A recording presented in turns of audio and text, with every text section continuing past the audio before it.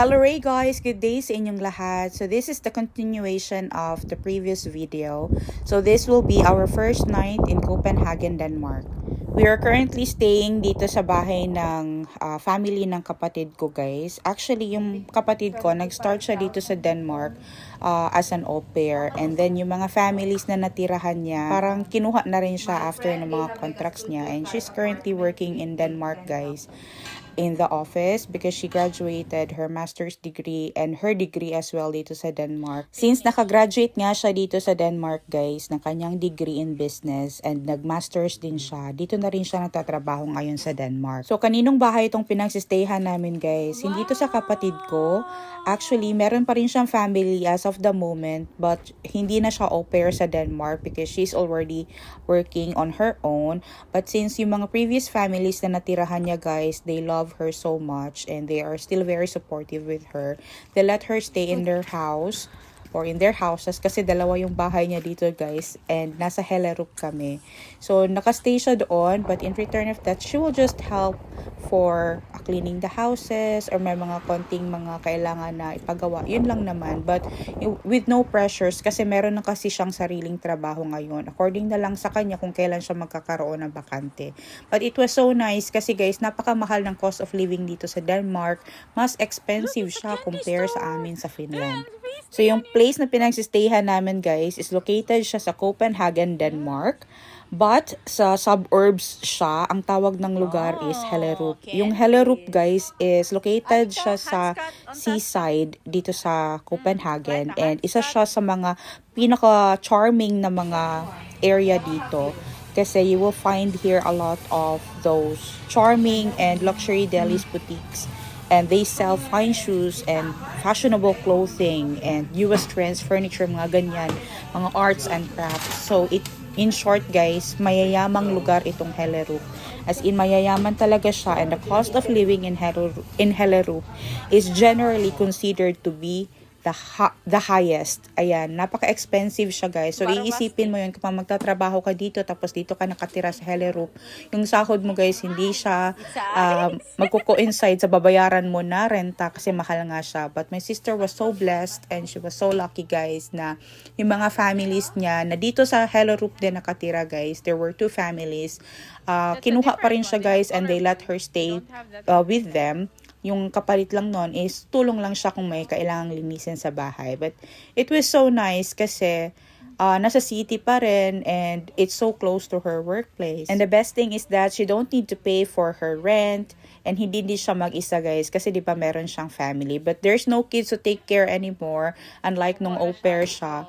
But now, yung bahay na lang yung aalagaan niya guys pero no pressures pa rin guys na kung kailan niya lang gustong maglinis ng bahay, ganyan. So, by this time, guys, naka-holiday yung family niya and nagpaalam siya sa family niya, guys, na pwede ba na magstay kami doon and they were so happy to have us there. So, maybe next time kapag meron na namang opportunity, we'll visit her again in Denmark. So, in this video, guys, maglalakad lang tayo, mag-iikot tayo, sasakay tayo ng train, sasakay tayo ng bus. Yan lang mga gagawin natin.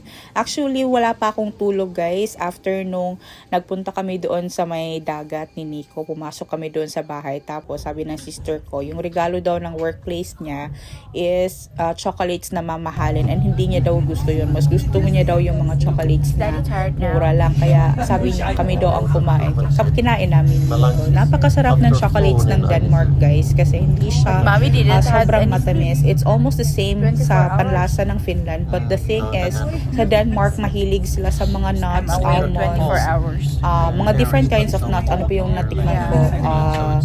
Nakalimutan ko ng pangalan yun guys. It's not heavy. Basta yung mga hazelnuts, mahilig sila sa mga nuts na mga flavors and mahilig din sila sa mga chocolates na not so sweet and which is very good kasi napakasarap ng blending ng mga ganong klaseng pagkain yung hindi masyadong maalat, hindi masyadong matamis. So, yung kanilang train station, guys, is napakaganda din. Puno din siya ng mga lights and napakasimple ng mga tao dito sa Denmark, guys. Pero kung i-compare ko siya, guys, sa Finland and sa Denmark, yung mga tao dito sa Denmark guys, napaka-chill nila, as in kalmado sila maglakad, hindi nagmamadali, unlike sa Finland na palaging nagmamadali talaga ang mga tao. Maybe because everybody was so in a hurry to go inside the building kasi nga malamig ang weather or freezing ang weather, ganyan, or nagmamadaling umuwi ng bahay. I don't know, ganun ang nafe-feel ko. Mas mabilis ang pacing ng mga tao or mas mabilis gumalaw ang mga tao doon sa Finland, lalo na sa city. Pero doon sa amin sa countryside guys, as you know, countryside, chill lang naman talaga. Ayun, so sasakay ulit namin kami dito ng train, and yung train na andito sa ibaba guys, yun yung train na wala siyang driver. Tapos meron din silang train na meron silang driver, ayun.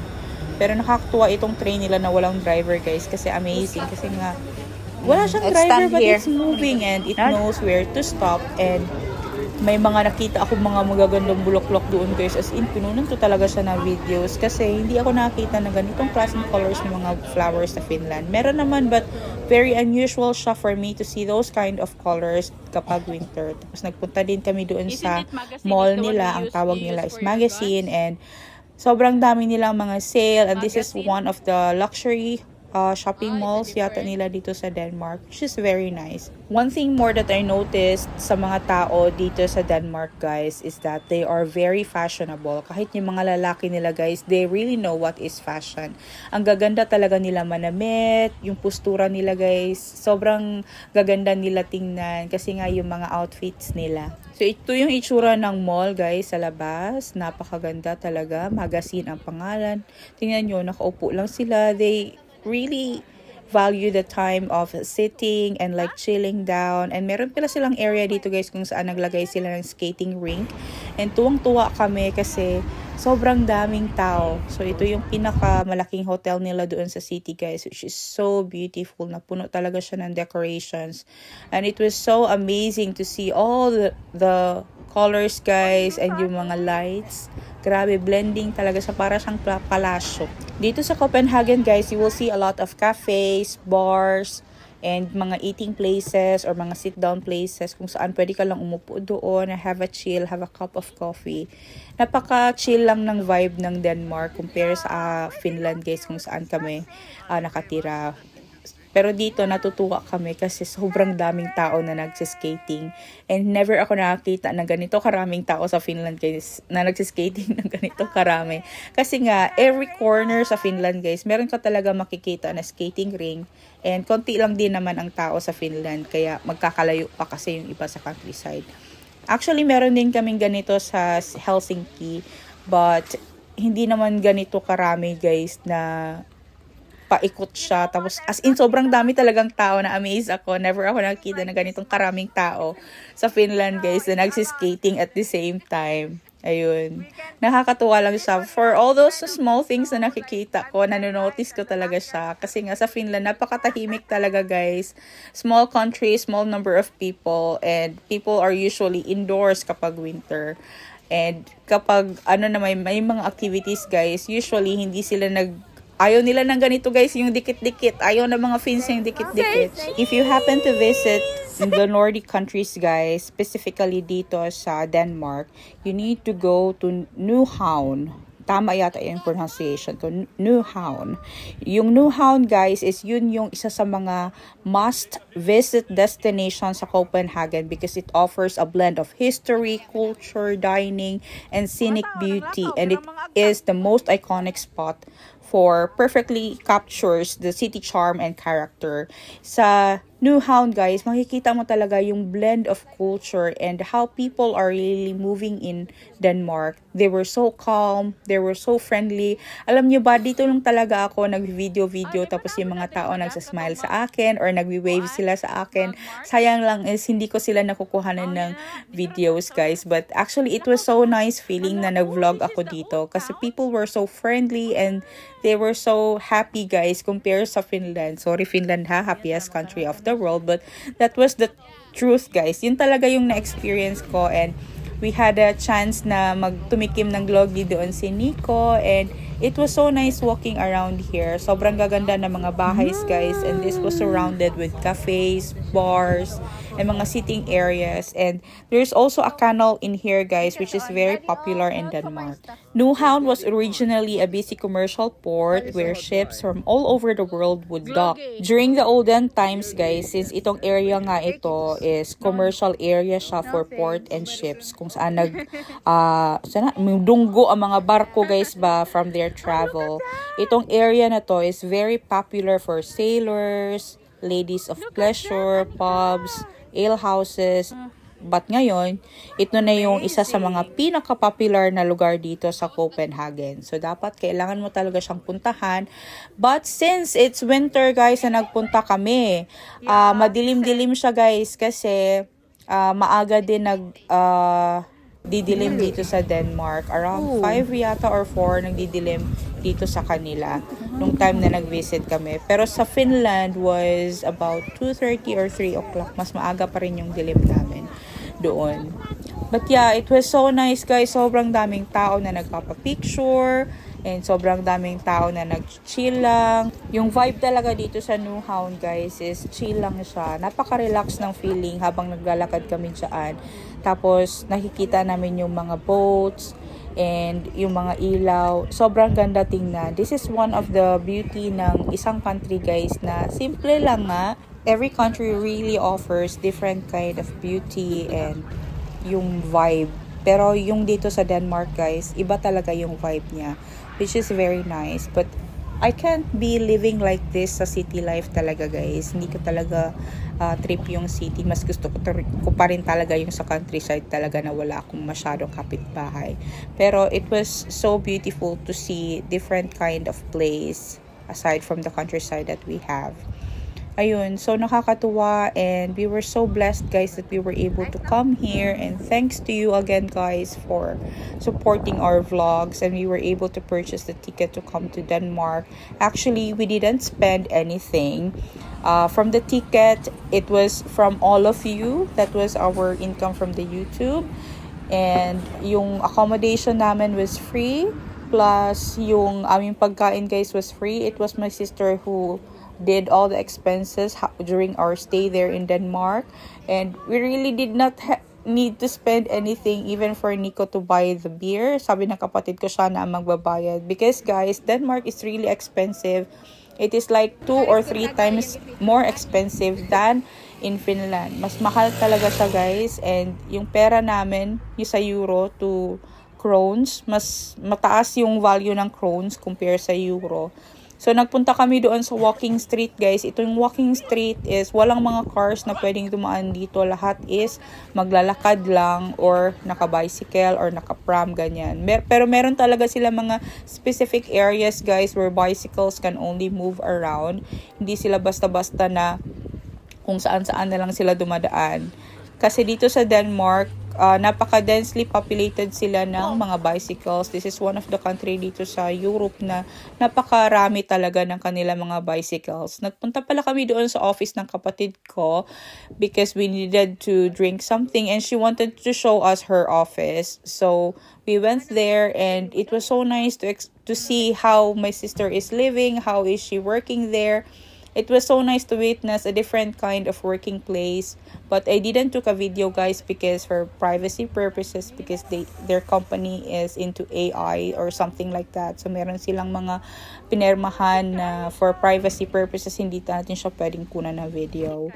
And we just walk around the city.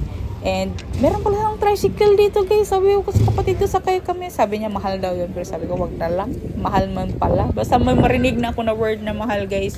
Hindi na, wag na lang. Yung walking street din nila, guys, sobrang ganda and napaka-charming. I think the vibe during the day would be different. Next time, maybe if we will be having another chance to visit Denmark, definitely daytime na naman tayo gagala dito, diba? But it was so nice. So we tried their waffles and their pancakes. Sa Finland, guys, yung pancake namin was also thin. Dito sa kanila, meron silang waffles din and meron din sila yung thin na pancakes or yung crepes. Pero yung nakita nyo siguro yung aking reels na video, guys, pakimay na lang si kuya, guys, kung sino nangangailangan dyan. Sobrang gwapo ng mga Danish, guys, sa totoo lang. Pero soy, gwapo doon akong asawa, no? Diyos mio, Marimar. Ako huwag ng asawa. Pero guys, grabe, nakakatuwa. Kasi alam mo yung different scenes ang nakikita mo and different kind of people, different culture. Yung vibe ng mga tao was totally different. And it was so energetic talaga yung vibe ng mga Danish guys. They were so happy. I really don't understand why Finland is still the happiest country in the world, but I think it should be Denmark again. Because Denmark used to be the happiest country of the world guys, bago ang Finland. Ayan. So, nagpunta kami doon sa docks na mga stores, guys. Nakakatuwa kasi yung mga docks nila, guys. Iba-iba yung itsura. May Viking, may merong doktor, may dentist, basta iba-iba. Tuwang-tuwa si Anika kasi napaka-cute na mga stores na ganito. Itong walking street nila guys sa Denmark is really car-free shopping sa Copenhagen. So, very popular talaga siya sa mga tourists and andun siya sa center of the town and it has one of the longest pedestrian shopping streets in Europe at 1.1 kilometers. Sobrang haba ng pedestrian. Hopefully next time, daytime tayo makakagala dito guys. So, after nyan, diretso kami papunta doon sa kanilang main train station kasi meron akong pinakasadya doon. Isa yun sa mga wish ko sa kapatid ko na kailangan mapuntahan ko talaga. So while we are walking going to the main train station or sa central station nila guys, nakita din namin yung Tivoli Gardens or also known as Tivoli. It is an amusement park sa Denmark in which it started 1843 pa. Sobrang tagal na. And yan is one of the place na kailangan nyo talagang puntahan for kids and families to enjoy kapag nagpunta kayo ng Denmark. Unfortunately, when we went to Denmark, we were not able to go to Tivoli because the weather was kind of like bad. Umuulan, masyadong mahangin guys, kaya hindi kami nakapunta. But definitely next time, isa yan sa mga destination na kailangan namin puntahan sa pagbalik namin sa Denmark. We just passed by some stores and take a look at the stuff na binebenta nila. Doon pala sa walking street nila guys, marami kang makikita doon ng mga souvenir areas. But hindi na kami bumili guys kasi marami na akong mga ganyan na bili ng kapatid ko. Binigay niya sa akin before pa.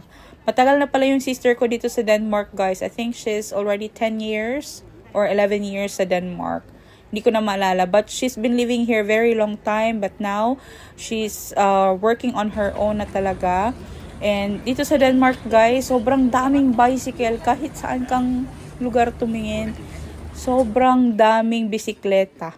Ayan, yung kapatid ko usually sabi niya, nagbabike daw siya pag pupunta siya ng mga ibang areas kasi nga mas mabilis or nagtitrain siya. Ayun. Pero halos lahat ng tao sa Denmark guys, meron talaga silang bicycle. So ito na yung Tivoli Gardens and hindi kami pumasok guys kasi it's already late.